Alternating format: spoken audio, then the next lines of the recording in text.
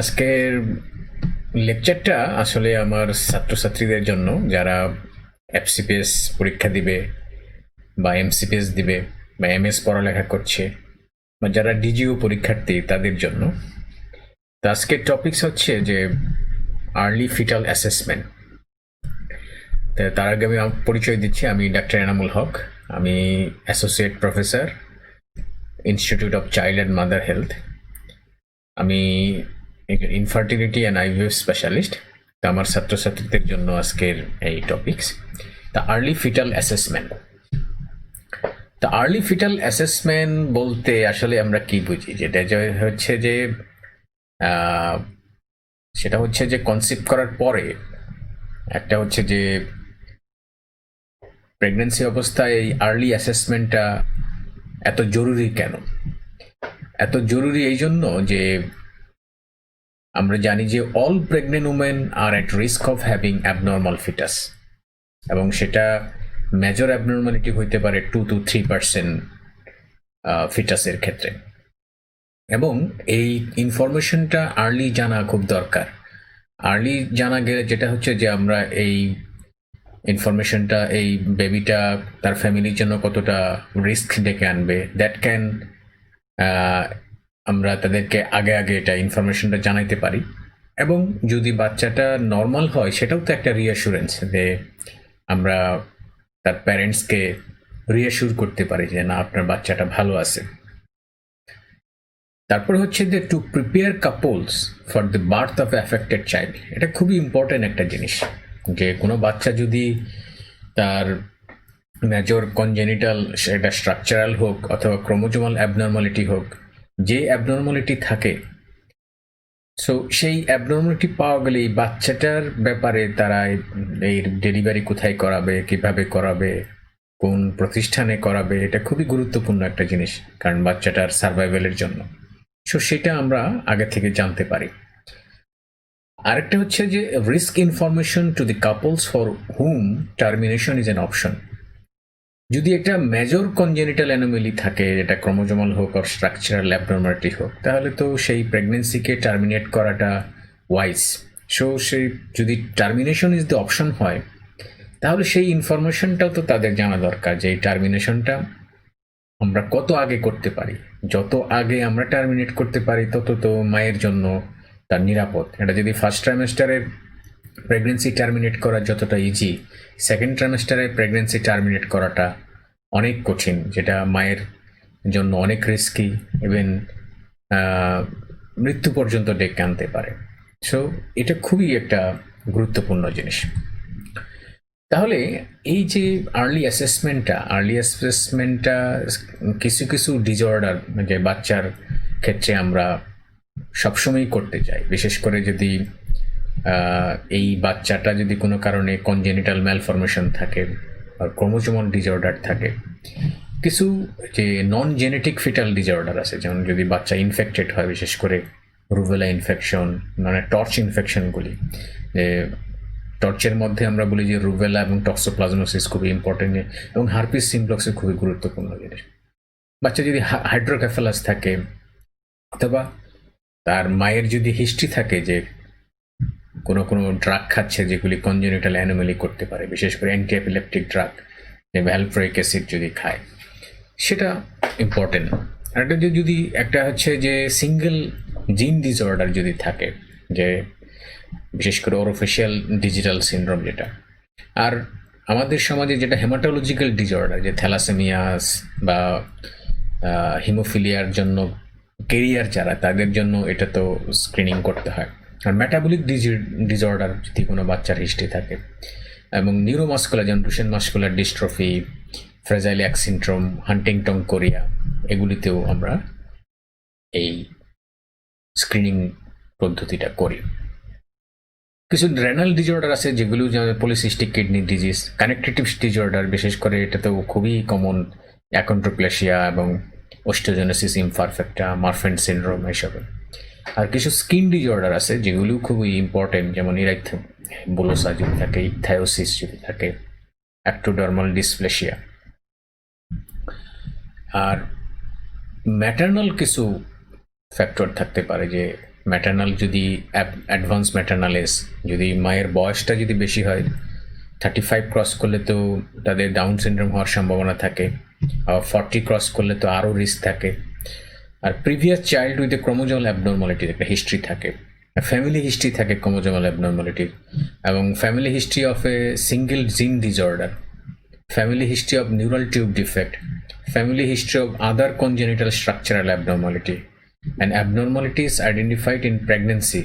এই কারেন্ট প্রেগনেন্সিতে যদি দেখা যায় বাচ্চার কোনো অ্যাবনর্মালিটিস ধরা পড়ে।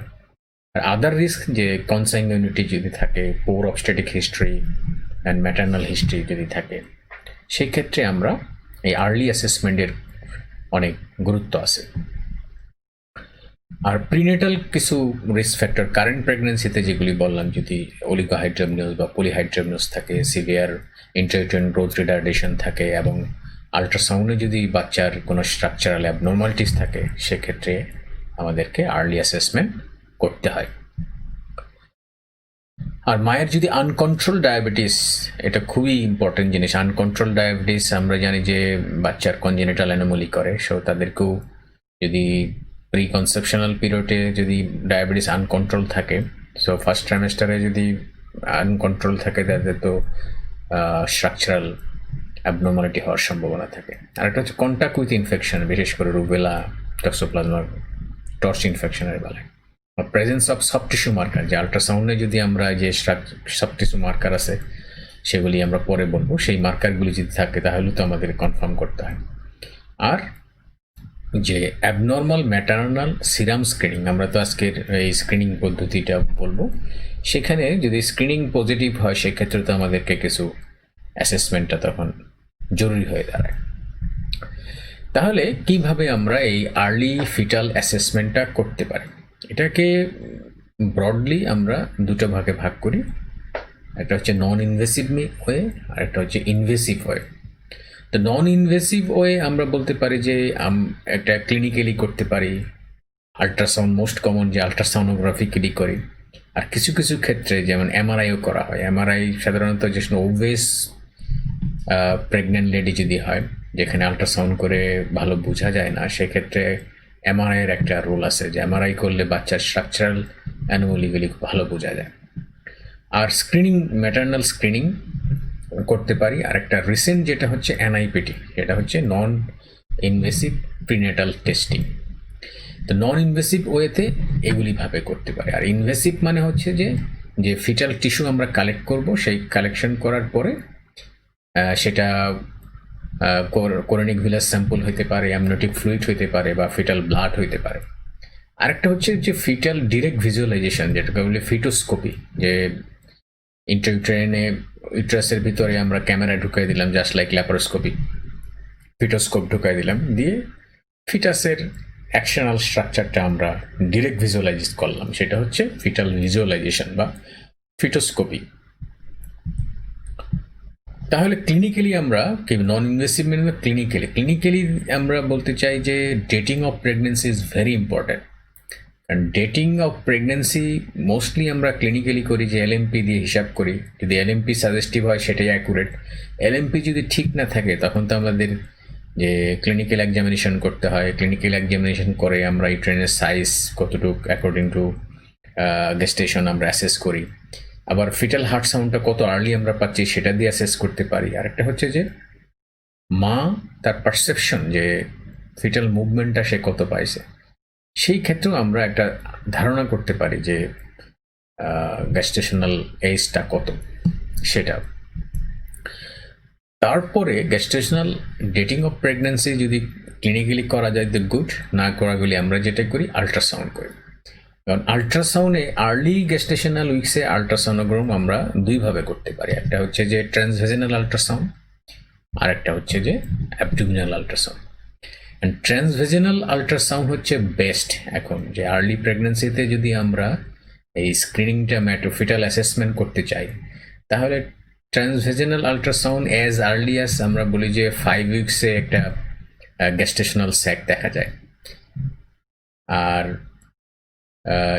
তারপরে ফিটাল পোল আসে, ইয়ক স্যাক আসে, এটা 6 উইক্সে ফিটাল পোল চলে আসে, আর 7 উইক্সে দেখা যায় ফিটাল হার্ট বিটও চলে আসে। এটা এত আর্লি টিভিএস করে ট্রান্সভেজানাল আল্ট্রাসাউন্ড করে বোঝা যায়, আর সেখানে অ্যাবডোমিনাল স্ক্যান করলে এটা আরো 1 সপ্তাহ পরে আসে। মানে গ্যাস্টেশনাল স্যাকটে আমরা 6 উইক্সে দেখতে পারি, 7 উইক্সে ফিটাল পোল দেখতে পারি, 8 উইকে ফিটাল হার্টবিট দেখতে পারি। তাহলে টিভিএস করে আমরা একজ্যাক্টলি তার গ্যাস্টেশনাল স্যাক সাইজ, সিআরএল এগুলিতে ক্যালকুলেট করে আমরা তার ডেটিং অফ প্রেগনেন্সিটা অনেক অ্যাকুরেটলি করতে পারি। সো এই জন্য the accuracy of gestational age estimated by the biometry decrease with increasing gestational age. Gestational age যত বাড়তে থাকে আল্ট্রাসাউন্ড করে ডেটিং অফ প্রেগনেন্সিটা তত সমস্যা হয় বা ইরোর হয়।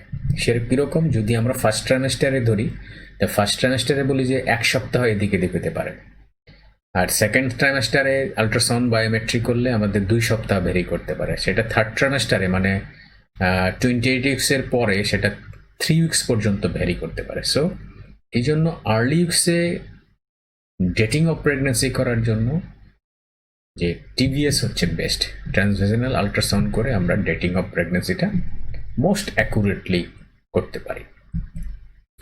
তাহলে এই যে স্ক্রিনিংটা আমরা প্রথমে এই যে ফিটাস অ্যাসেসমেন্টের জন্য আমরা যে স্ক্রিনিং করি, আমরা সবাই জানি যে স্ক্রিনিংটা কি। স্ক্রিনিংটা হচ্ছে একটা presumptive identification of the unrecognised problem or disease by application of method which is easily applicable, easily available and patient friendly and low cost. কাজে স্ক্রিনিংটা একটা হচ্ছে যে আমরা ধারণা করতে পারি যে তার প্রবলেমটা আছে। স্ক্রিনিং যদি সাজেস্টিভ হয় তাহলে এটাকে কনফার্ম করার জন্য আমাদেরকে ডেফিনিটিভ টেস্ট করতে হয়।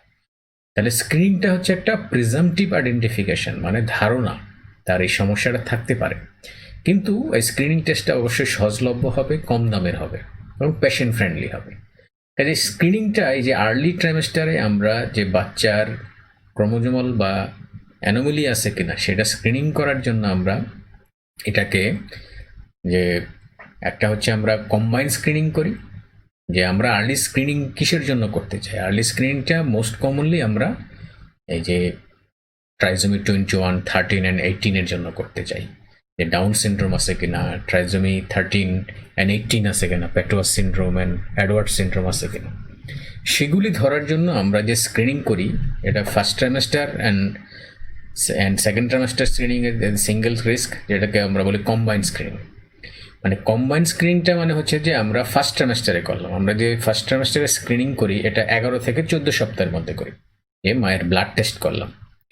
যদি তারপরে আবার তাকে সেকেন্ড ট্রাইমেস্টারে মানে 18 to 20 উইক্সে আবার তার ব্লাড টেস্ট করলাম, এই তারপরে এই দুইটা ব্লাড টেস্টের ফলাফলটা আমরা একসাথে বলে দিলাম। এটা হচ্ছে যে কম্বাইন স্ক্রিনিং। আর সেখানে কম্বাইন স্ক্রিনিং করলে বোথ ফার্স্ট ট্রাইমেস্টার এবং সেকেন্ড ট্রাইমেস্টার স্ক্রিনিং যদি আমরা করি সেটাকে highest Down syndrome detection rate মানে প্রায় 90 to 96%। ডিসঅ্যাডভান্টেজ হচ্ছে যে being test result are not available until the second trimester test has been. তার মানে ফার্স্ট ট্রাইমেস্টারে যদি আমরা অ্যাবনর্মাল পাই সে টেস্টটা কিন্তু প্রকাশ করা হয় না, সেটা আবার সেকেন্ড ট্রাইমেস্টারে আবার স্ক্রিনিং করা হয়, তখন দুটো মিলিয়ে রেজাল্টটা প্রকাশ করা হয়। ফলে আমাদেরকে সেকেন্ড ট্রাইমেস্টার পর্যন্ত ওয়েট করতে হয়। এটা হচ্ছে প্রবলেম। সুবিধা হচ্ছে এতে যদি আমরা ফার্স্ট ট্রাইমেস্টার এবং সেকেন্ড ট্রাইমেস্টার দুটোই স্ক্রিনিং করি তাহলে তার ডিটেকশন রেটটা অনেক, প্রায় 95 to 96%। এটাকে বলে কম্বাইন স্ক্রিনিং। আরেকটা স্ক্রিনিং সিস্টেম আছে সেটাকে বলা হয়, এটার সাথে ইন্টিগ্রেটেড স্ক্রিনিং, মানে বোথ কম্বাইন, যেটা বলতেছি যে ইন্টিগ্রেটেড স্ক্রিনিং, যে first trimester and second trimester মিলিয়ে আমরা যেটা, এটাকে ইন্টিগ্রেটেড স্ক্রিনিং। আর সেকেন্ড যে আরেকটা মেথড আছে সেটাকে বলে সিকুয়েন্সিয়াল স্ক্রিনিং।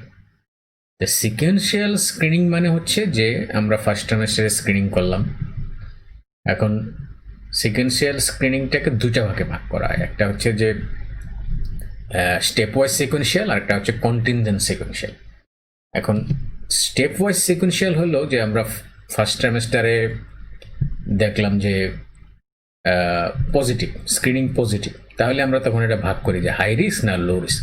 যদি হাই রিস্ক হয় তাহলে তাদেরকে কনফার্ম করার জন্য আমরা বলি যে কোরোনিক ভিলাস স্যাম্পলিং করা। কোরিয়ান ব্লাড স্যাম্পলিং করে তা কনফার্ম করে। এটা হলো স্টেপ ওয়াইজ সিকোয়েন্সিয়াল স্ক্রিনিং। আর যদি দেখি লো রিস্ক, তাহলে তাদেরকে আমরা সেকেন্ড ট্রাইমেস্টারের জন্য ওয়েট করতে বলি। সেকেন্ড ট্রাইমেস্টার আবার স্ক্রিনিং করবে। স্ক্রিনিং যদি সাজেস্টিভ হয় তাহলে তারা তখন অ্যামনিওসেন্টেসিস করবে। এটাতে হলো স্টেপ ওয়াইজ সিকোয়েন্সিয়াল। যদি যে হাই রিস্ক হয় তাহলে এখনই আমাকে সিদ্ধান্ত নিতে হবে, আর লো রিস্ক হলে আমি সেকেন্ড ট্রাইমেস্টার পর্যন্ত ওয়েট করব। এটা হচ্ছে স্টেপ ওয়াইজ সিকোয়েন্সিয়াল। এতে ডিটেকশন রেটটাও 95%। আর কন্টিনজেন্ট সিকোয়েন্সিয়াল হচ্ছে যদি ফার্স্ট ট্রাইমেস্টারে স্ক্রিনিং পজিটিভ হয়, এটাকে আমরা high risk, low risk and medium রিস্কে ভাগ করি। যদি এটা হাই রিস্ক হয় তাহলে সে কোরিয়ান ব্লাড স্যাম্পলিং যাবে, আর যদি লো রিস্ক হয় তাহলে কিছুই করার দরকার নেই, আর সেকেন্ড ট্রাইমেস্টারে আর স্ক্রিনিং করবে না। আর যদি ইন্টারমিডিয়েট রিস্ক হয় তাহলে সে সেকেন্ড ট্রাইমেস্টারে আবার স্ক্রিনিং করবে। এতে প্রবলেমটা হচ্ছে যে ডিটেকশন রেটটা কম, 88 to 94%। এটা হলো কন্টিনজেন্ট স্ক্রিনিং। এই ধরনের স্ক্রিনিং আছে। তাহলে একটা হচ্ছে ইন্টিগ্রেটেড স্ক্রিনিং। ইন্টিগ্রেটেড স্ক্রিনিং মানে হচ্ছে যে আমরা both first trimester combine, first trimester second trimester screening করার পরে সেকেন্ড ট্রাইমেস্টারে সিদ্ধান্ত নিব, এর ডেফিনেটিভ টেস্ট করব। তখন আমরা অ্যামনিওসেন্টেসিস করব, তারপরে পেশেন্টকে সে অনুযায়ী ব্যবস্থা নিতে পারবো। এটা হলো সিকোয়েন্সিয়াল। প্রবলেম হলো যে আমরা সেকেন্ড ট্রাইমেস্টার আগে কিন্তু সিদ্ধান্ত নিতে পারতেছি না প্রেগনেন্সি টার্মিনেশনের। আর সিকোয়েন্সিয়াল স্ক্রিনিং এর সুবিধা হলো যে আমি কিন্তু ফার্স্ট ট্রাইমেস্টারেও সিদ্ধান্ত নিতে পারি যে না, তুমি কনফার্ম করো সিভিএস করে, তোমার বাচ্চা যদি ডাউন সিনড্রোম হয় তাহলে টার্মিনেট করো, আর যদি না হয় তাহলে প্রেগনেন্সি কন্টিনিউ করো। আর কন্টিনজেন্ট যে না, এটা যদি লো রিস্ক হয় কিছু করার দরকার নেই, হাই রিস্ক হলে এই সময়ই তুমি সিবিএস করতে পারো, আর যদি ইন্টারমিডিয়েট রিস্ক হয় তাহলে সেকেন্ড ট্রাইমেস্টারে তুমি আবার স্ক্রিনিং করো। এটাই হচ্ছে কন্টিনজেন্ট সিকোয়েন্সিয়াল স্ক্রিনিং। এখন মোস্ট কমনলি আগে যেগুলি ফার্স্ট ট্রাইমেস্টারে আমরা যে ব্লাড টেস্ট করে স্ক্রিনিং করতাম সেটাকে triple test and quad test বলে। ট্রিপল টেস্টের মধ্যে আমাদের কি ছিল? আমাদের ছিল maternal serum alpha fetoprotein, unconjugated estradiol, আর হচ্ছে বিটা-ICG। এই তিনটাকে বলে যে ট্রিপল টেস্ট। যখন এর সাথে ইনহিবিন এ অ্যাড হইলো সেটাকে বলে কোয়াড টেস্ট। তাহলে আগে যে টেস্ট করা হতো, যে ট্রিপল টেস্ট করা হতো ফার্স্ট ট্রাইমেস্টারে, আর সেকেন্ড ট্রাইমেস্টারে কোয়াড টেস্ট করা হতো যখন ইনহিবিন এ আরও অ্যাড করা হতো। এতে কি maternal serum alpha fetoprotein screening করা হতো ওপেন নিউরাল টিউবিক ডিফেক্টের জন্য, আর বাকি বিটা-ICG অ্যান্ড ইস্ট্রাডিওলগুলি Down syndrome and Edward syndrome জন্য স্ক্রিনিং করা হতো।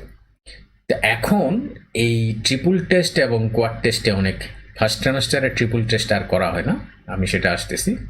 যে ফার্স্ট ট্রাইমেস্টারে এখন যে ফার্স্ট ট্রাইমেস্টারটাকে এখন ডেফিনেশনে ফলাইছে যেটাকে বলা হয় 11 থেকে 14 সপ্তাহ বা 13+6 বলা হয়, মানে 13 উইক 6 ডেজ। তাহলে 11 থেকে 13 উইক 6 ডেজের মধ্যে এটা স্ক্রিনিং করতে হয়, যখন এই ফিটাসের সিআরএল থাকে বলা হয় 45 to 84 মিলিমিটার। এটা হলো প্রিরিকুইজিট যে তার সিআরএল থাকতে হবে 45 to 84, আর গ্যাস্টেশনাল এজটা হইতে হবে 11 থেকে 14 সপ্তাহ। তাহলে আমরা তখন আজকের যুগে এখন আমরা যে স্ক্রিনিং করি সেটাকে একটা সিরাম স্ক্রিনিংয়ে দুটা, একটা হচ্ছে ডুয়াল টেস্ট বলা হয়, যে এখন হলো ফ্রি বিটা-ICG আর প্যাপে, মানে প্রেগনেন্সি অ্যাসোসিয়েটেড প্লাজমা প্রোটিন এ।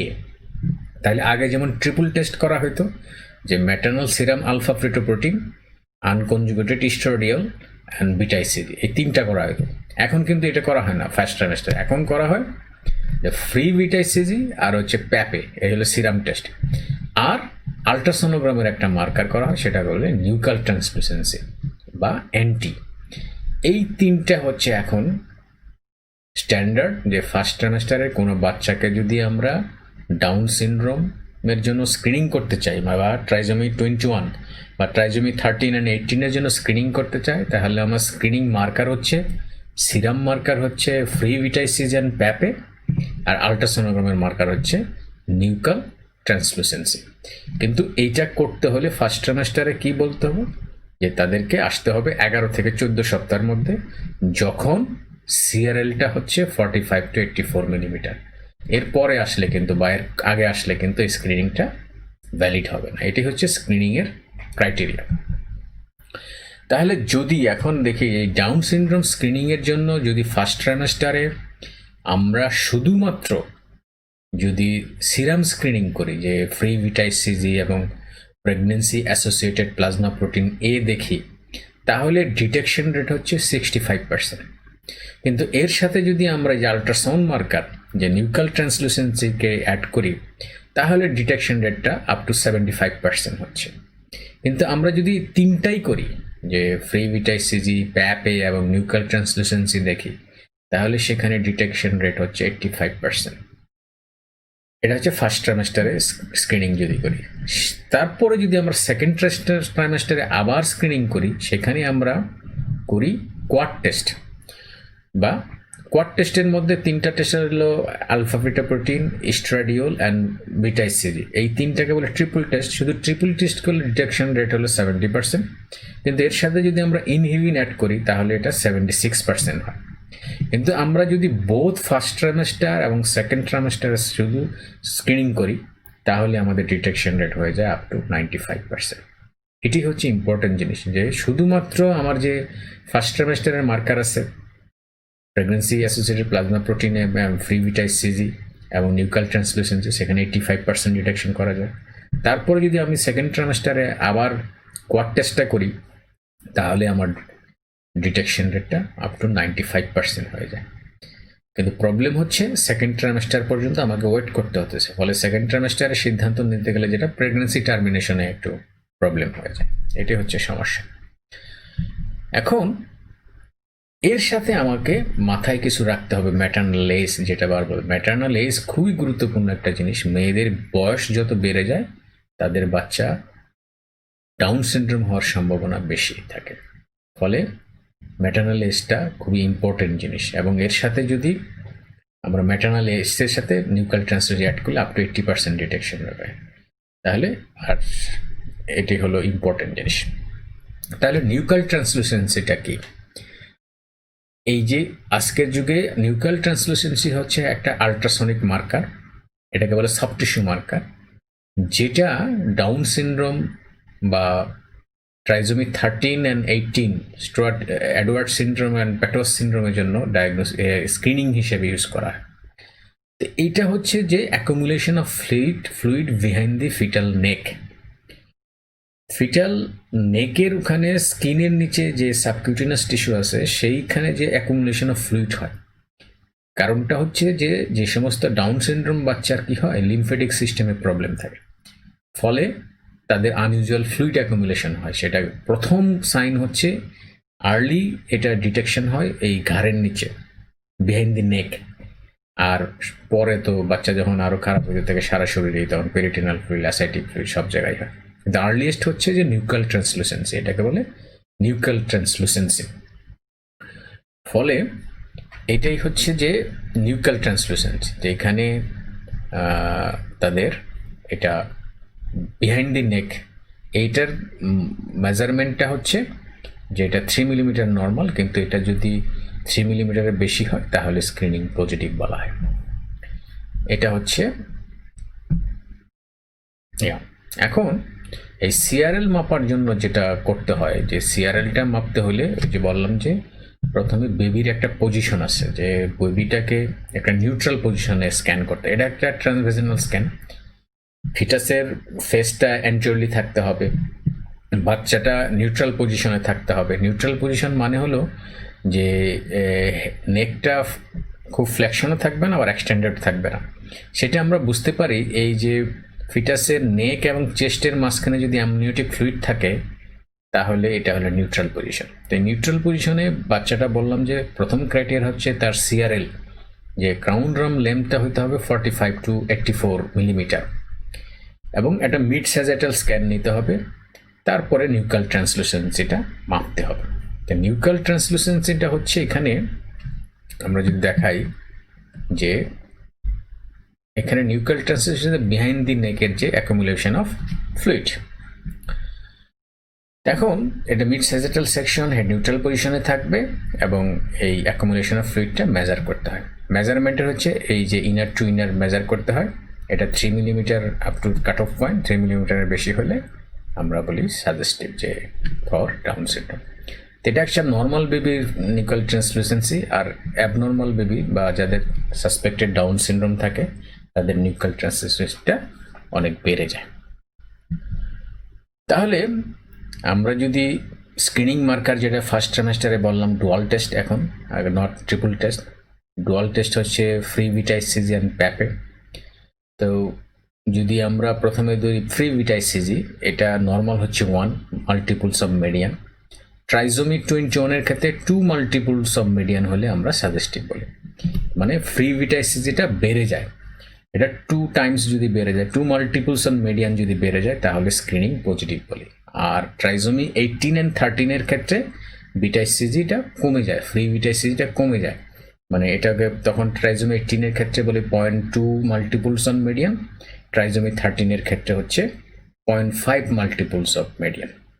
আর প্যাপে যে প্রেগনেন্সি অ্যাসোসিয়েটেড প্লাজমা প্রোটিন এ, এটা সবার ক্ষেত্রেই কমে যায়, যে ট্রাইজোমি 21 এর ক্ষেত্রেও কমে যায়, 13-18 এর ক্ষেত্রে কমে যায়। এটা হচ্ছে বেসিক রুল, এটা মনে রাখতে হবে যে ট্রাইজোমি 21 এর ক্ষেত্রে ফ্রি ভিটাইসিজি বেড়ে যায়, 2 মাল্টিপলস অফ মিডিয়ান বেড়ে যায়, আর সবার ক্ষেত্রে এটা কমে যায়, আর প্যাপে সবার ক্ষেত্রেই কমে যায়। তাহলে আরেকটা ইম্পর্টেন্ট মার্কার হচ্ছে নেজাল বোন।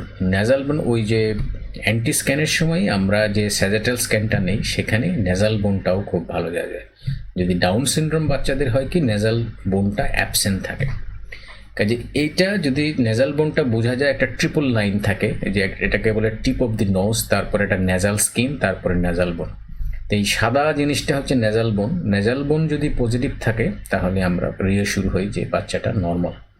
যখন নেজাল বোন অ্যাবসেন্ট থাকে, this is a soft tissue marker যে ফর ডাউন সিনড্রোম। এই দুইটা পাওয়ার পরে আরেকটা গুরুত্বপূর্ণ জিনিস দেখি, সেটা হচ্ছে ডাক্টাস ভেনোসাস ফ্লো।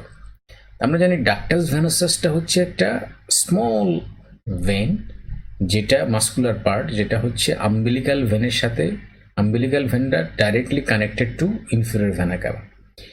তো এইটা হচ্ছে ন্যারোস্ট পার্ট, এই ন্যারোস্ট পার্ট দিয়েই ম্যাক্সিমাম অক্সিজেনেটেড ব্লাডটা ফিটাস হার্টে যায়। ফলে এই ডাক্টাস ভেনোসাসটা ডিপেন্ড করে বাচ্চার রাইট হার্ট, মানে রাইট অ্যাট্রিয়ামকে ডিফিট করে। ডাউন সিনড্রোম বা ট্রাইজোমি 13 and 18 এর বাচ্চাগুলি যেটা হয়, কার্ডিয়াক প্রবলেম থাকে, তাদের এই কার্ডিয়াক প্রবলেম থাকলে সেটা ডিপিক্ট হয় ডাক্টাস ভেনোসাসে হয়। তাহলে একটা নর্মাল ডাক্টাস ভেনোসাস ফ্লো হচ্ছে এম প্যাটার্ন বলি আমরা, যে এম প্যাটার্নে একটা সিস্টোলিক ফ্লো থাকে, ডায়াস্টোলিক ফ্লো থাকে, আর একটা অ্যাকচুয়াল কন্ট্রাকশনের ফ্লো থাকে। M pattern, typical M pattern. যখন এই ফ্লোটা রিভার্সাল হয়, বেজ লাইন থেকে নিচের দিকে চলে আসে, রিভার্সাল অফ এফ ওয়েভ। এদের ডাউন সিনড্রোম বাচ্চার যদি হয় কি এই এ ওয়েভটা রিভার্স থাকে, এটা একটা খুবই ক্যারেক্টারিস্টিক্স মার্কার। তাহলে এটা হচ্ছে reversal of the a wave, এটা suggestive of Down syndrome baby. আরেকটা মার্কার আমরা দেখি ট্রাইকাসপিড ভালভের রিগার্জিটেশন দেখি। ট্রাইগাসপিড ভালভের ওই যে বললাম রাইট হার্টের প্রবলেম থাকে, যদি ট্রাইগাসপিড ভালভের রিগার্জিটেশন পাওয়া যায়, সেটাও একটা soft tissue marker for down syndrome, যে এটা হচ্ছে টিপিক্যাল রিগার্জিটেশন, যে বেজ লাইন থেকে নিচের দিকে ফ্লো গেছে, সেটাই হচ্ছে ট্রাইকাসপিড রিগার্জিটেশন।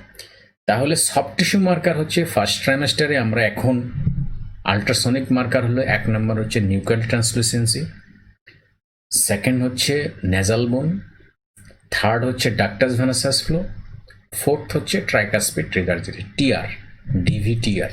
তাহলে এই 4টা মিনিমাম মার্কার আমরা দেখি আল্ট্রাসোনোগ্রাফি, খুবই ইম্পর্টেন্ট জিনিস, যে 11 থেকে 14 সপ্তাহে আমরা এই 4টা দেখি। 4টা যদি অ্যাবনর্মাল পাই তাহলে ভেরি সাজেস্টিভ যে বাচ্চাটা ডাউন সিনড্রোম।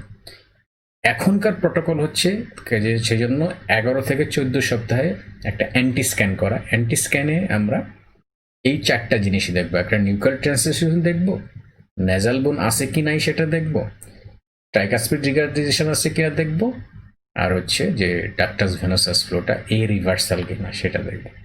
এই 4টার মধ্যে যদি পজিটিভ হয় তাহলে তখন আমরা মাকে বলি যে সিরাম মার্কার দেখতে, যে 2টা সিরাম মার্কার দেখবে, একটা হচ্ছে ফ্রি ভিটাইসিজি আর হচ্ছে প্যাপ এ, প্রেগনেন্সি অ্যাসোসিয়েটেড প্লাজমা প্রোটিন এ।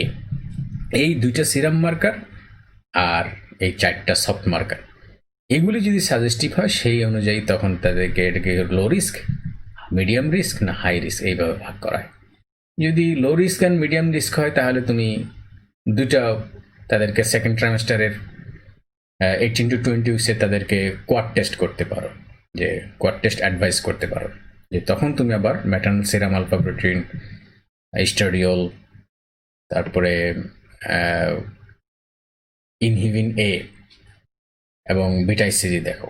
তখন যদি চারটা দেখা যায় যে কনভিন্সিং, তাহলে তখন তুমি সিদ্ধান্ত নিতে পারো। আর যদি হাই রিস্ক হয়, হাই রিস্কের বেলায় আমরা বললাম যে তুমি এখনই সিদ্ধান্ত নিতে পারো যে তুমি কনফার্ম টেস্ট করার জন্য সিভিএস করো।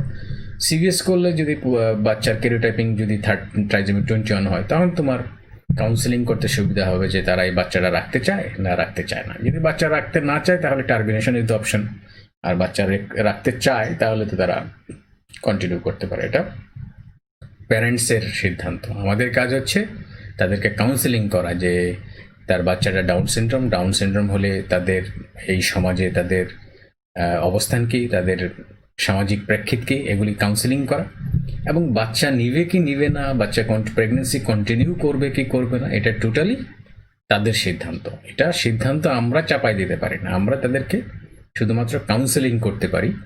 আমরা তাদেরকে অপশনগুলি বলতে পারি যে তোমার কি কি অপশন আছে। একটা হচ্ছে যদি ফার্স্ট ট্রাইমেস্টারে স্ক্রিনিং পজিটিভ হয়, এখনই সে মেজর হইলে তা এখনই সিদ্ধান্ত নিতে কনফার্ম করতে পারে। আর যদি না কোনো বাবা মা চাইতে পারে যে না আমরা ওয়েট করি, তাহলে তুমি তাদেরকে অপশন দিতে পারো সেকেন্ড ট্রাইমেস্টারে তুমি আবার ডিটেল অ্যানোমালি স্ক্যান করো এবং কোয়াড টেস্ট করো। সেগুলি যদি সাজেস্টিভ হয় তখন তুমি তাদেরকে অপশন দিতে পারো যে তুমি এখন অপশন হচ্ছে যে তুমি এমনিওসেন্ট্রিসিস করো, এমনিওসেন্ট্রিসিস করে বাচ্চারা আবার ক্যারিওটাইপিং করো। ক্যারিওটাইপিং যদি আবার পজিটিভ হয় তাহলে তুমি তখন কনফার্ম যে এটা ডাউন সিনড্রোম, তাহলে তুমি তাদেরকে ওই option termination is the option অথবা কন্টিনিউশন অফ দ্য অপশন দিতে পারো। কাজেই আমরা যে জিনিসগুলি একটা আইসোলেটেড, যদি মায়ের বয়সটা আমরা চিন্তা করি, ম্যাটার্নাল এজে যদি চিন্তা করি তাহলে ডিটেকশন রেট হচ্ছে 30%। কিন্তু ম্যাটার্নাল এজের সাথে যদি আমরা সিরাম মার্কারগুলি করি যে ডুয়াল টেস্ট, তাহলে 50 to 70% ডিটেকশন রেট। তার সাথে যদি আমরা নিউক্লিয়ার ট্রান্সলেশন দিয়ে দেখি তাহলে 70 to 80%। আবার এর সাথে যদি আমরা বয়স, ম্যাটার্নাল সিরামের ডুয়াল এবং অ্যান্টি করি তাহলে আপ টু 90% ডিটেকশন রেট। এর সাথে যদি আবার নেজাল গুণ অ্যাড করি সেখানে 90% অ্যাড। কিন্তু সবই যদি আমরা করি যে বয়স, এনটি, এনবি এবং সিরাম মার্কার ফ্রি ভিটাইসিজিয়ান প্যাপে দেখি তাহলে 95% ডিটেকশন রেট হয়। কাজে এত সহজে আমরা এই স্ক্রিনিংটা আমরা এই ফার্স্ট ট্রাইমেস্টারে করতে পারি এবং আমাদের সিদ্ধান্ত নিতে অনেক সুবিধা হয়। তাহলে সেকেন্ড ট্রাইমেস্টারে আমরা যেটা বললাম, সেকেন্ড ট্রাইমেস্টারে আইডিয়ালি 16 to 18 উইক্সে বলা হয়। 16 to 18 উইক্সে আমরা কোয়াড টেস্ট করি। কোয়াড টেস্ট করি মানে একটা হলো ফ্রি ভিটাইসিজি করি, আলফা ফ্রিটোপ্রোটিন করি, আনকনজুগেটেড স্টাডিওল করি, আর ইনহিবিন এ করি। এটাকে বলে কোয়াড টেস্ট। এখন এই কোয়াড টেস্টে ফ্রি ভিটাইসিজি যদি নর্মালি একটা প্রেগনেন্সিতে যেটা হয় পিক অ্যাট 15 উইক্সে, তারপরে গ্র্যাজুয়ালি এটা ফল অ্যাট 17 to 20 উইক্সে ভিটাইসিজিটা কমতে থাকে। কিন্তু ট্রাইজোমির বেলায়, ট্রাইজোমি 21 এর বেলায় যেটা হয় এটা বাড়তেই থাকে, ইনক্রিজ ইন বোথ ট্রাইমেস্টার। এটা হলো সাজেস্টিভ। আর আলফা ফ্রিটোপ্রোটিন আমরা জানি যে এটা লিভার অ্যান্ড গ্যাস্ট্রোইন্টেস্টিনাল ট্র্যাক থেকে তৈরি হয় ফিটাসে। এটা মার্কার হচ্ছে যে ওপেন স্পাইনা বাইফিডার মার্কার। কিন্তু ট্রাইজোমি 21 এর ক্ষেত্রে এই আলফা ফ্রিটোপ্রোটিন 25% ক্ষেত্রে কম থাকে। আর ফ্রি স্টাডিওল যেটা করে ট্রাইজোমি 21 এর ক্ষেত্রে কম থাকে। ইনহিবিন এটা বাড়ে, মানে 1.77 মাল্টিপলস অফ মিডিয়ান হয় ট্রাইজোমি 20। কাজেই কোয়াড টেস্টে ভিটাইসিজিটা বাড়ে এবং ইনহিবিনটা বাড়ে, আর আলফা ফ্রিটোপ্রোটিন আর স্টাডিওলটা কমে। এটা হচ্ছে মনে রাখতে হবে। আর লেটেস্ট যেটা আসছে সেটাকে বলে এনআইপিটি, যে non invasive prenatal testing. Non invasive prenatal টেস্টিংটা এটাকে হলে cell free fetal DNA test. এটা হচ্ছে যে এমন একটা পরীক্ষা যে মায়ের ব্লাড টেস্ট করা হয়। যে আমরা জানি যে মা একটা ফিটাস যখন ইউট্রাসে থাকে, ফিটাল সেলগুলি ট্রান্সপ্লাসেন্টাল ক্রস করে ম্যাটার্নাল সার্কুলেশনে থাকে। তো সেটা অ্যাজ আর্লি অ্যাজ 9 উইক্সেও এই ম্যাটার্নাল ফিটাল সেলগুলি মায়ের শরীরে যাইতে পারে। সেটা যদি মায়ের ব্লাড টেস্ট করে যদি ফিটাল সেল কালেকশন করা যায়, সেই ফিটাল সেলকে যদি ক্যারিওটাইপিং করা যায়, তাহলে তো ফিটাসের ক্যারিওটাইপিংটা জানা যায় যে এত আর্লি, অ্যাজ আর্লি এস 9 উইক্সে জানা যায়।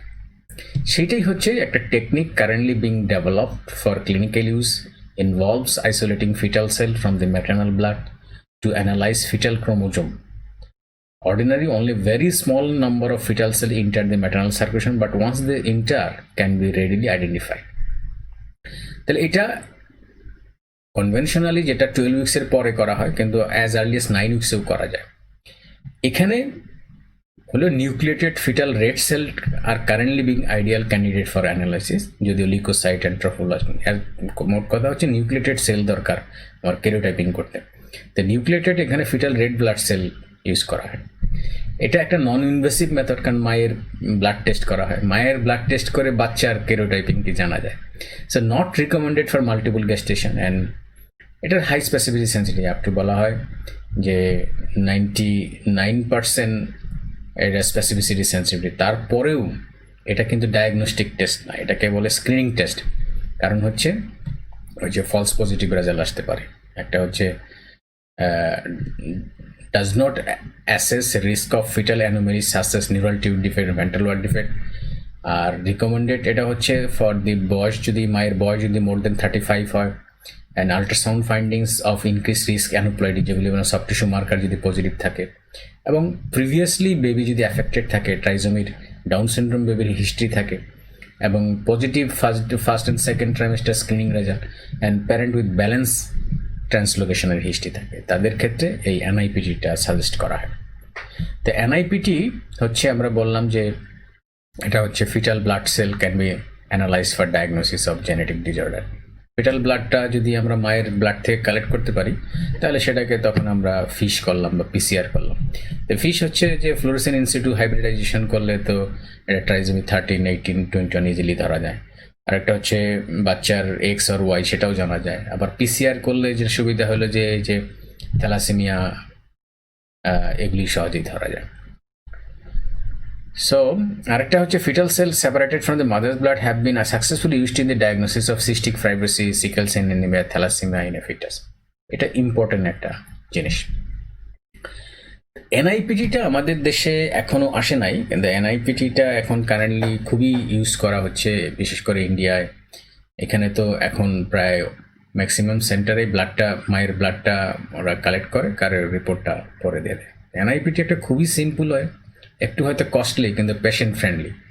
যেটা পেশেন্ট যদিও প্রায় আমরা বলতেছি 99% ডিটেকশন রেট, তারপরেও এটাকে স্ক্রিনিং টেস্টই বলা হয়, ডায়াগনস্টিক টেস্ট বলা হয় না। এনআইপিটিটা এটা স্ক্রিনিং টেস্ট। এনআইপিটি যদি পজিটিভ হয়, তাহলে তাকে ডায়াগনস্টিক কনফার্ম করার জন্য ইনভেসিভ টেস্ট করতে হয়, যে আমরা তখন কোরোনিক ভিলাস স্যাম্পলিং করলাম। কোরোনিক ভিলাস স্যাম্পলিং করলে আলটিমেটলি যে রেজাল্ট আসে সেটাই। শুধুমাত্র এনআইপিটি করে সিদ্ধান্ত নেওয়া যাবে না, এটা ইম্পর্টেন্ট জিনিস।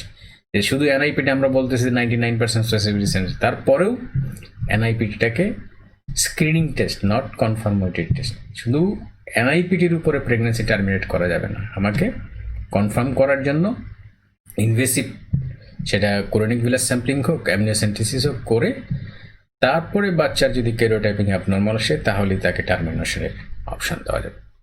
এখন আমরা আসি যে ইনভেসিভ প্রসিডিউরের মধ্যে কি আছে। ইনভেসিভ প্রসিডিউরের মধ্যে 3 ধরনের ইনভেসিভ প্রসিডিউর আছে আমরা জানি। একটা হচ্ছে যে কোরোনিক ভিলাস স্যাম্পলিং, সেকেন্ড হচ্ছে অ্যামনিওসেন্টেসিস, আর থার্ড হচ্ছে কর্ডোসেন্টেসিস। এবং মোস্ট কমনলি, আর যত এটা ডিপেন্ড করে যে পেশেন্ট কত আগে আসতেছে। কোরোনিক ভিলাস স্যাম্পলিং আমরা তো বলতেছি যে এটা 10 উইকস অনওয়ার্ডস করতে হয়, মানে 10 উইকসের আগে করলে প্রবলেম, প্রেগনেন্সি টার্মিনেশনের প্রবলেম থাকে, আবার ফিটাল রিডাকশন সিনড্রোম হয়, যে ফিটাসের লিম্ব রিডাকশনের প্রবলেম হতে পারে। সেখানে সিরিয়াসটা আইডিয়ালি 10 উইকসের পরে, মানে 13 উইকস অনওয়ার্ডস আসলে করাটা ভালো। তাহলে সিভিএসটা যে chorionic villus স্যাম্পলিংটা first actually Italian একজন সিমিওনি গুসিপ্পি, উনি 1983-তে এটা করেন। এটা 3 ভাবে করা যায়, একটা ট্রান্স সার্ভাইকালি করা যায়, ট্রান্স অ্যাবডোমিনালি করা যায়, আর ট্রান্স ভ্যাজানালি করা যায়। ট্রান্স সার্ভাইকালি এটা 10 to 13 উইকসে করা যায়, আর ট্রান্স অ্যাবডোমিনালি 13 উইকস অনওয়ার্ডে করতে হয়। তো ট্রান্স সার্ভাইকালি যে সার্ভিক্সের ভিতর দিয়ে একটা ক্যাথেটার ঢুকাই দেওয়া হয়, ওই ক্যাথেটারের মাধ্যমে ওই কোরিনিক টিস্যুটা অ্যাসপিরেট করা হয়। তো এটা অ্যাজ আর্লি অ্যাজ আমরা বলতেছি যে 10 to 13 উইক্সে করা যায়, এবং এটা খুবই সিম্পল প্রসিডিউর। কিন্তু ডায়াগনোসিস সুবিধা হলো যে অ্যাসিপ at an earlier age and comfortable to the patient and simple. কিন্তু প্রবলেম হচ্ছে যে ফিটাল লসের একটা সম্ভাবনা থাকে, এবং আরেকটা সমস্যা হচ্ছে যে ক্রোমোজোম এবং enzyme composition of the chorionic operation different from the fetal cell, মানে ফলস পজিটিভ রেজাল্ট আসতে পারে। Technically difficult if the placenta is above the lower third of the uterus, তখন এটা প্লেসেন্টা যদি উপরের দিকে থাকে তাহলে তো এটা করা যায় না। আর ট্রান্স অ্যাবডোমিনালি মোস্ট কমনলি এইটা করা হয়, এটা 13 উইক্স অনওয়ার্ডস করা হয়। ট্রান্স অ্যাবডোমিনালি আল্ট্রাসাউন্ড গাইডেড প্লেসেন্টার নিচে একটা হলো স্পাইনাল নিডল ঢুকাই দেওয়া হয়, স্পাইনাল নিডল দিয়ে ওই 10 ml সিরিঞ্জ দিয়ে এটা অ্যাসপিরেট করা হয়। এটা হচ্ছে সিম্পল প্রসিডিউর। পেশেন্টের জাস্ট লোকাল অ্যানেস্থেশিয়া দিতে হয়, লোকাল অ্যানেস্থেশিয়া দিয়ে এই স্পাইনাল নিডলটা প্লেসেন্টাতে ঢুকাই দেওয়া হয়। এটার সুবিধা হলো যে প্লেসেন্টা যদি অ্যান্টিরিয়র থাকে তাহলে খুব ইজি, কিন্তু প্লেসেন্টা যদি পোস্টেরিয়র হয় তাহলে কিন্তু এটা ট্রান্স অ্যাবডোমিনালি করা খুবই ডিফিকাল্ট হয়ে যায়। এই যে প্লেসেন্টা যদি অ্যান্টিরিয়র হয় তাহলে ট্রান্স অ্যাবডোমিনালি করাটা ইজি, আর যদি প্লেসেন্টা পোস্টেরিয়র হয়, লোয়ার থার্ডে হয়, তাহলে ট্রান্স সার্ভাইকালি করা ইজি। এটাই হলো পার্থক্য। কিন্তু ট্রান্স অ্যাবডোমিনালি হলো এটা minimal risk of infection and pregnancy loss, আর ভেজানাল ব্লিডিং এর তেমন একটা চান্স থাকে না, আর এটা 13 উইক্স অনওয়ার্ডস করতে হয়। ডিসঅ্যাডভান্টেজ হচ্ছে যে পেশেন্ট তো কনশাস থাকে, পেশেন্ট ডিসকমফোর্ট ফিল করতে পারে, অ্যান্ড ডিফিকাল্ট টু পারফর্ম, যেটা বললাম if placenta is posterior. And আরেকটা ইম্পর্টেন্ট হলো যে amount of tissue obtain is less than that of cervical series. আর ট্রান্সভেজেনালটা খুব রেয়ারলি করা হয়। ট্রান্সভেজেনাল যখন দেখা যায় যে অ্যাডিশন আছে, ইউট্রাস রেট্রোভার্টেড, একটা ফাইব্রয়েড আছে, অথবা প্লেসেন্টাটা অ্যান্টিরিয়রলি অ্যাপ্রোচ করা যাচ্ছে না, সেই ক্ষেত্রে ট্রান্সভেজেনালি করা হয়। ট্রান্সভেজেনালি যেটা হচ্ছে আমরা যে ইনফার্টিলিটি প্র্যাকটিসে ওভাম পিক আপ করি, ওভাম পিক আপ নিডলটা দিয়ে এটা ট্রান্সভেজেনাল প্রোব দিয়ে ইউট্রাসের ভিতরে ঢুকে ওই প্লেসেন্টাল টিস্যুটা আনা হয়। এটাও সিম্পল প্রসিডিউর। সেটা chorionic villus is obtained by transvaginal aspiration under guidance with an endovaginal probe, transvaginal aspiration. তারপরে এই স্যাম্পলটা যেটা কালেক্ট করা হলো, আমরা এটা প্লেসেন্টাল টিস্যু কিনা সহজেই বোঝা যায়। আমরা যদি নর্মাল স্যালাইনে দিই তাহলে প্লেসেন্টাল টিস্যুটা নর্মাল স্যালাইনে ভাসে, ফ্লোট করে, আর ব্লাড ক্লট বা অন্য কিছু হলে তো ফ্লোট করে না, এটা ইজিলি ধরা যায়। এবং এই প্লেসেন্টাল টিস্যুটা তখন কালচার করার জন্য পাঠাই দেওয়া হয়, যে তখন আইদার এটা ফিশ করা যায় অথবা এটা কালচার করা যায়। ফিশ করলে তো র্যাপিড টেস্ট, এটা হচ্ছে খুব তাড়াতাড়ি রেজাল্টটা পাওয়া যায়, আর যদি কালচার করা হয় তাহলে তো 3 সপ্তাহ পর্যন্ত সময় লাগতে পারে। কিন্তু সিরিয়াসে কমপ্লিকেশন হচ্ছে যে এটা ফিটাল লসের চান্স থাকে, 1 to 2% ফিটাল লসের চান্স থাকে, ভ্যাজিনাল ব্লিডিং হতে পারে।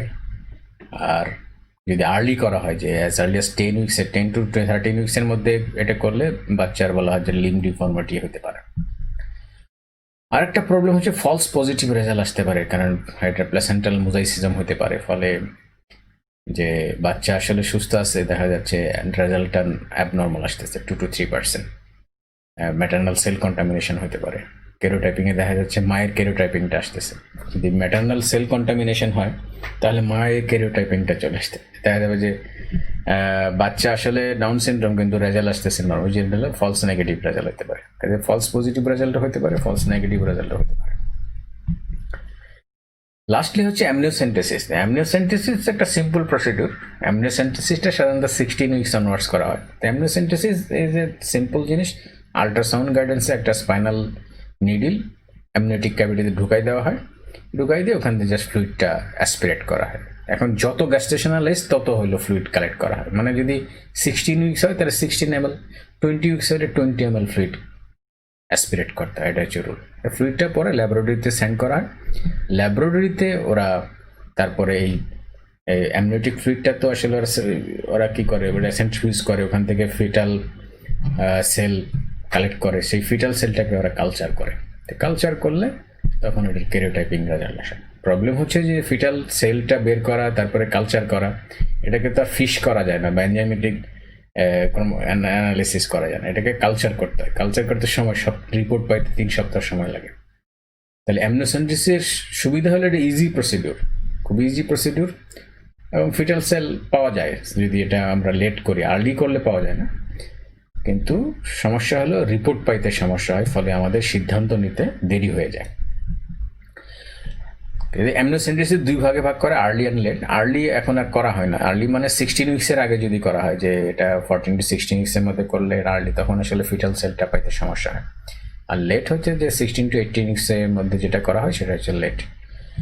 তাহলে প্রবলেম খুবই, রিস্ক খুবই কম, ইনফেকশনের মাইনর রিস্ক থাকে। আর একটা হচ্ছে যে মা যদি আরএস নেগেটিভ হয় তাহলে তো আর, ফিটাস যদি আরএস পজিটিভ হয় তাহলে কিন্তু আরএস আইসোইমিউনাইজেশনের একটা আয়াট্রোজেনিক চান্স থাকে। কাজেই যদি আরএস নেগেটিভ মাদার হয় তাদেরকে কিন্তু অ্যান্টিডি দিতে হয়, এটা জানা দরকার।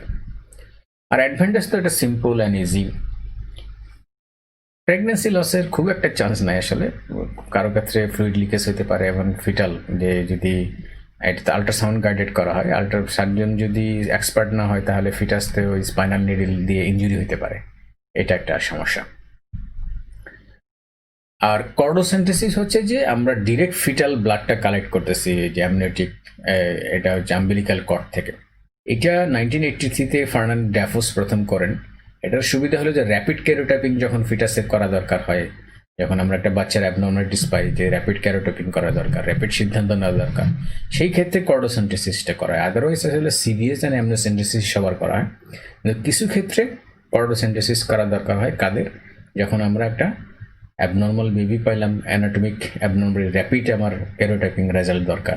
আরেকটা হচ্ছে ফিটাল ইনফেকশন যদি সাসপেক্ট করি, যে toxoplasmosis and rubella infection, cytomegalovirus infection, এগুলির ক্ষেত্রে ফিটাল ব্লাডটা ডিরেক্ট কালেকশন করা দরকার। ফিটাল ব্লাডটাকে কালচার করলে তো আমরা তাদের, এবং ফিটাল ব্লাডটা তো তখন কালচার করা যায়, ফিটাল সিরাম টেস্ট করা যায়। সিরাম টেস্ট করলে তো টক্সোপ্লাজমা বা রুবেলা এগুলিকে সহজেই ধরা যায়, সাইটোমেগালা ভাইরাস সহজেই ধরা যায়। তাহলে কর্ডোসেন্টেসিস হলো collection of the fetal blood. Fetal ব্লাডটার সুবিধা হলে এটাও আল্ট্রাসাউন্ড গাইডেড করা হয়। এটাও একটা স্পাইনাল নিডল কি করা হয়, যে কর্ডটা যেটা প্ল্যাসেন্টাল সাইড ইনসারশন, যেটা প্ল্যাসেন্টাল সাইড ইনসারশনে ওটা হচ্ছে ফিক্সড পার্ট, তো ওই ফিক্সড পার্টটাতে আম্বিলিক্যাল ভেনে একটা নিডল ঢুকাই দেওয়া হয়। নিডল ঢুকাই দিয়ে ওখান থেকে ব্লাডটা ড্র করা হয়। এটাও সিম্পল প্রসিডিওর আসলে, কিন্তু সমস্যা হচ্ছে যে এটাতে ওই ভেনাস পাংচার হলে ওই ব্লাডটা লিকেজ হইতে পারে, যে হতে পারে। এটা হচ্ছে তাহলে এই কর্ডোসেন্টেসিস আমরা যখন foetal anomaly detected by ultrasound, অথবা আইউজিআর ফিটাল গ্রোথ রেস্ট্রিকশন আছে, পলিহাইড্রামনিউজ, অথবা যখন এই যে হিমোগ্লোবিন থ্যালাসেমিয়া সাসপেক্ট করি, মেটাবলিক ডিসঅর্ডার আছে, তাদের ক্ষেত্রে কর্ডোসেন্টেসিসটা করা হয়। অ্যাডভান্টেজ দিয়ে র্যাপিড ক্যারোটাইপিং, আমরা ক্যারোটাইপিং এর রেজাল্টটা 48 to 72 আওয়ার্সের মধ্যে পাচ্ছি। আর কমপ্লিকেশন হচ্ছে তো মোস্ট কমন কমপ্লিকেশন যে বললাম, যে ফিটাল আম্বিলিক্যাল ভেনটা পাংচার হতে, সেখান থেকে ব্লিডিং হতে পারে 30% ক্ষেত্রে, ফলে ফিটাল ব্রাডিকার্ডিয়া হয়। অনেক ব্রাডিকার্ডিয়া হলে দেখা যায় ফিটাল ডিমাইসও হতে পারে, তাহলে ফিটাল লস হতে পারে। এটা একটা সমস্যা এখানে। খুব এক্সপার্টস ফিটাল মেডিসিন স্পেশালিস্ট না হলে খুবই সমস্যা। তাহলে যদি আমরা তিনটায় কম্পেয়ার করি, যে chorionic villus sampling, amniocentesis and cordocentesis, তাহলে কোরোনিক ভিলাস স্যাম্পলিং হচ্ছে আর্লিয়েস্ট, অ্যাজ আর্লিয়েস্ট এটা বলা হয় 10 to 13 উইক্স করে ট্রান্সসার্ভাইকালে যদি করি, আর ট্রান্সঅ্যাবডোমিনালি তো আমরা বললাম 13 উইক্স অনওয়ার্ড করতে হয়। আর অ্যামনিওসেন্টেসিসটা মোস্ট কমনলি 16 উইক্সে, অ্যারাউন্ড 16 উইক্সে করা হয়। আর কর্ডোসেন্টেসিসটা আরও পরে 18 to 20 উইক্সে করা হয়। আর ম্যাটেরিয়াল কি ম্যাটেরিয়াল আমরা জানি, সিবিএস করা মানে আমরা ট্রোফোব্লাস্ট কালেক্ট করতেছি, আর অ্যামনিওটিক ফ্লুইড হলে অ্যামনিওটিক ফ্লুইডের মধ্যে যে ফিটাল ফাইব্রোব্লাস্টটা কালেক্ট করি। আর কর্ডোসেন্টেসিস তো এটা সরাসরি ফিটাল ব্লাড থেকে আমরা সিরাম পরীক্ষা করতে পারি, ফিটাল আর ডাব্লিউবিসি পরীক্ষা থেকে ক্যারোটাইপিং করতে পারি এটা। আর ক্যারোটাইপিং রেজাল্টটা সিভিএস এ যদি আমরা ডিরেক্ট প্রিপারেশন করি তাহলে তো 48 ঘন্টার মধ্যে রেজাল্ট পাওয়া যায়, কিন্তু কালচার করলে 2 সপ্তাহ সময় লাগে। অ্যামনিওসেন্টেসিসের ক্ষেত্রে শুধুমাত্র কালচারের অপশন, কালচার করলে অ্যাটলিস্ট 3 সপ্তাহ সময় লাগে। কর্ডোসেন্টেসিসের সিরাম অ্যানালাইসিস করে অথবা র্যাপিড টেস্ট করে আমরা খুব দ্রুত রেজাল্টটা পেতে পারি।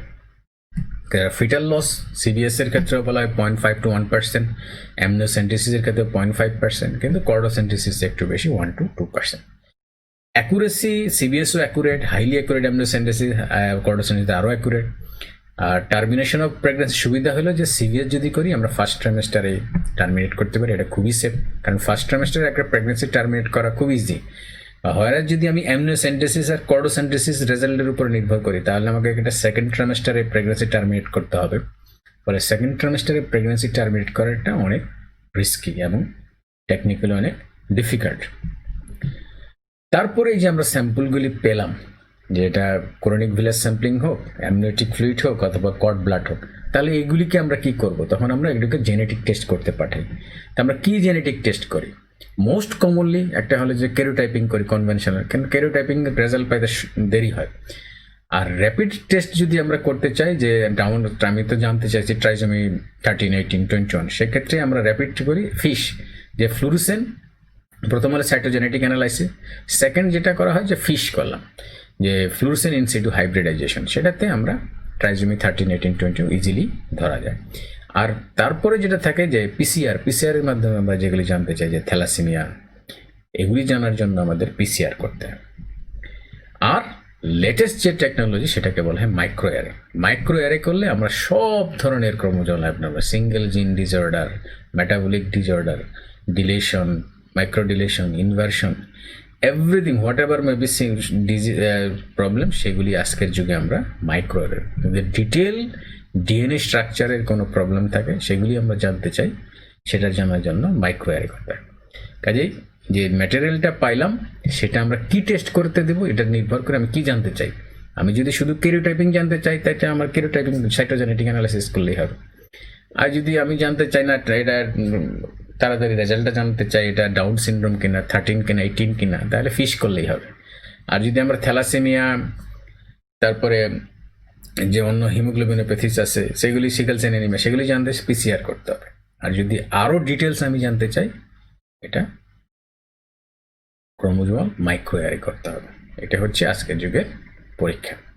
কাজেই থ্যাংক ইউ। এটাই হচ্ছে আজকের আমাদের আলোচনার বিষয়, যে আজকে আর্লি ফিটাল অ্যাসেসমেন্টটা অনেক জরুরি। আমাদের সব প্রেগনেন্সি খুব মূল্যবান, তো প্রেগনেন্সিগুলিকে আমরা যাদের বিশেষ করে হাই রিস্ক আছে, আমরা সব প্রেগনেন্সি আজকের যুগে মডার্ন অবস্টেটিক্সের স্ক্রিনিং মেথড হচ্ছে যে প্রত্যেকটা প্রেগনেন্সিকেই আমরা অন্তত আল্ট্রাসাউন্ড মার্কার দিয়ে স্ক্রিনিং করব। যে আমরা বলবো যে আমরা যদি বললাম যে স্ক্রিনিং একটা সহজ পদ্ধতি যেটা ইজিলি অ্যাভেলেবল, অ্যাপ্লিকেবল, কাজে আল্ট্রাসাউন্ড তো খুবই ইজিলি অ্যাভেলেবল অ্যান্ড অ্যাপ্লিকেবল। যদি সেটার দরকার প্রপার ট্রেনিং দরকার। এই যে অ্যান্টি স্ক্যানে যদি আমাদের অবস্টেটিশিয়ানদের বা রেডিওলজিস্টদের প্রপার ট্রেনিং থাকে তাহলে তারা 11 to 14 উইক্সে এই 4টা মার্কার দেখবে, একটা এনটি দেখবে, এনবি দেখবে, টিআর দেখবে আর ডিভি দেখবে। এই 4টা যদি সাজেস্টিভ হয় তখন তাকে আমরা এই সিরাম মার্কার করতে দেব, যে ডুয়াল মার্কার যেটা ফ্রেভিটাইজ সিজি অ্যান্ড প্যাপে।